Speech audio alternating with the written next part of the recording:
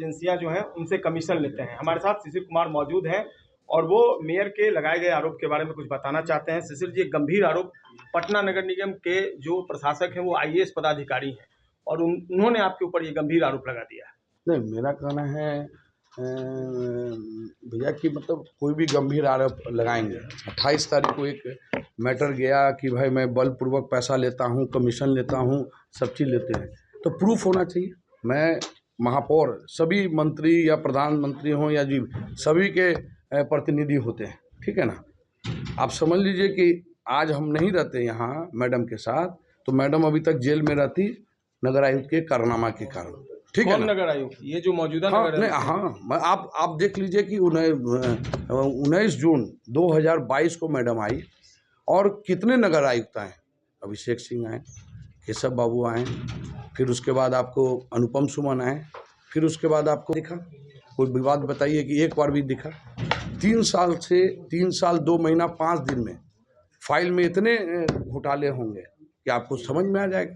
मैं बलपूर्वक लिया होगा तो सीसीटीवी फुटेज है, यहाँ बाहर फुटेज है दुकानदार का, और उससे बाहर है। कोई हमको बताएं, क्यों नहीं मैडम को पहले अवगत कराएं कि भाई आपका बेटा यहाँ पैसा ले रहा है, क्यों नहीं अवगत कराएं। ये घोटाला जब आपकी नज़र में ये घोटाला नगर आयुक्त कर रहा है, दम नगर आयुक्त कर रहे हैं। आप समझ लीजिए, जब हम 15/1 को मैडम निकाली, जब दैनिक अखबार ये हिंदुस्तान में आया कि 1 करोड़ की योजना में ये है, मीटिंग नहीं हो रहा है, उसमें आया 2 पार्षद का उसमें ये था, तो मेरा कहना था कि 15/1 को फिर मैं निकाला, क्या 28/11 से माननीय हाईकोर्ट का ये था, आपको माननीय हाईकोर्ट का स्टे था कि मैं नहीं निकाल सकता हूँ। मैं सर का रिक्वेस्ट किया, सर भी हमको बोले कि आप निकालिए, हम कहे नहीं सर आप निकालिए, मैं माननीय हाईकोर्ट के ये इसका अवहेलना नहीं कर सकता, माननीय महापौर नहीं कर सकती हैं, ठीक है ना सर।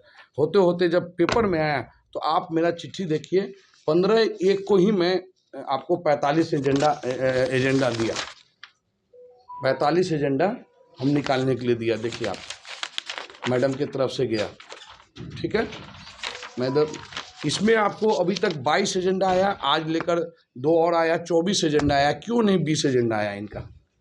माननीय महापौर मांग रही है एजेंडा, कोई शिशिर कुमार तो एजेंडा नहीं मांग रहा है।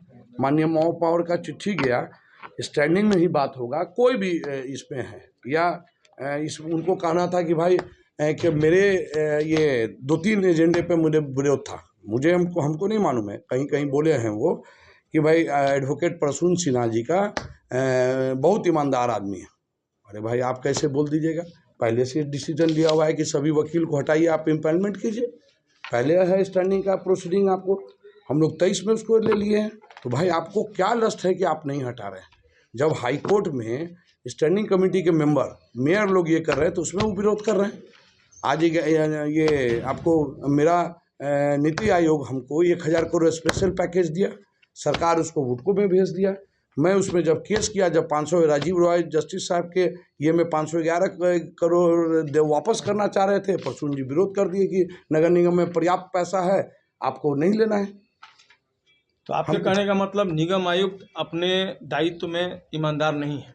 नहीं, दायित्व में नहीं, सब चीज़ में नहीं ईमानदार नहीं है। आप देख लीजिए, मतलब हम तो चिट्ठी भेज रहे हैं, मैडम भेज रही है, मैं तो भेज नहीं रहा हूँ। तो आप उसको जांच कराइए। रिप्रेजेंटेटिव के अलावा आपकी सरकार है, आप बीजेपी कार्य समिति के सदस्य भी हैं, तो आप सरकार से अच्छा मेरा बात सुन लीजिए। आज हमको मैं एक साल से मंत्री जी के पास, मंत्री जी हम लोग का कार्य सरकार का पूरा होना है, 1.25 साल तो हम लोग नहीं आए। महागठबंधन में महापौर और डिप्टी मेयर का 20 बार लिखाया गया, तो भाई महागठबंधन के डिप्टी सीएम और नगर विकास मंत्री बोले कि भाई आप बीजेपी आरएसएस के।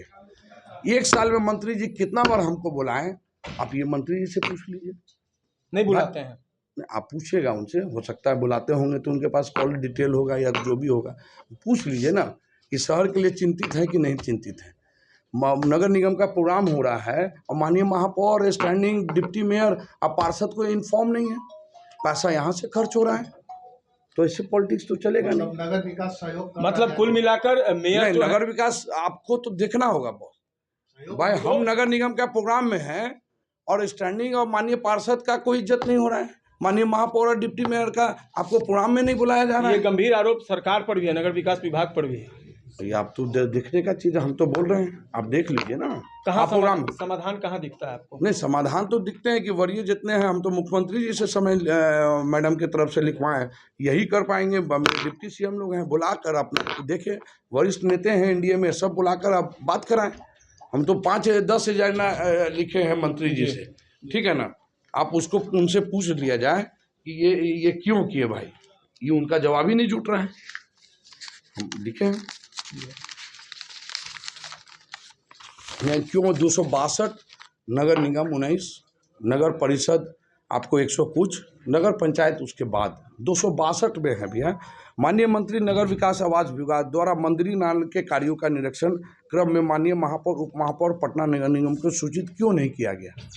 भाई आप घूम रहे हैं मेरे शहर में और महापौर और डिप्टी मेयर को सूचित नहीं है, ऐसे थोड़ी चलता कहीं है। ये ऐसा तो नहीं लग रहा कि 2025 का विधानसभा चुनाव आप लड़ें, इस बात को लेकर ये सारा पॉलिटिक्स जो है वो चल रहा है? नहीं, 25 का चुनाव हम लड़ेंगे कि नहीं लड़ेंगे कौन जानता है। तो क्यों पॉलिटिक्स आपके खिलाफ हो रही है? आप हो सकता है कि भाई आप सुन लीजिए ना, उसके बाद हम बात करेंगे। बापू सभागार में निगम द्वारा आयोजित कार्यक्रम में माननीय महापौर और उप महापौर का फोटो प्रदर्शित नहीं किया गया।